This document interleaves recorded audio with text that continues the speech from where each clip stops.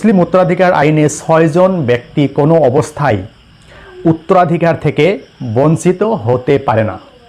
সেই 6 জন আত্মীয় এবং লোকগুলো হচ্ছে: 1 নম্বর পিতা, 2য় মাতা, 3য় ছেলে, 4র্থ মেয়ে, 5ম স্বামী, 6ম স্ত্রী।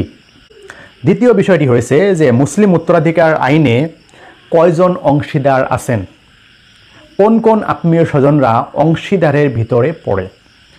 উত্তরটা বলছি, মুসলিম উত্তরাধিকার আইনে সর্বমোট 12 জন অংশীদার আছেন। সেই 12 জনের মধ্যে 4 জন পুরুষ এবং 8 জন হচ্ছে নারী।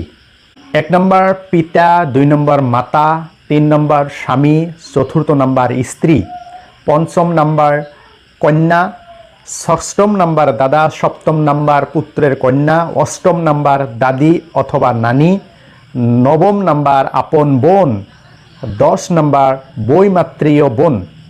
বৈমাত্রীয় বোন, বই মিন্স 2, মাতৃয় বোন, দ্যাট মিন্স সৎ মায়ের বোন। বৈপিত্রীয় ভাই, বৈপিত্রীয় অর্থাৎ জন্মদাতা পিতৃ নন। মায়ের অন্য পতির সন্তান, দ্যাট মিন্স সৎ মায়ের সন্তান, সেটা হচ্ছে কি বৈমাত্রীয় ভাই।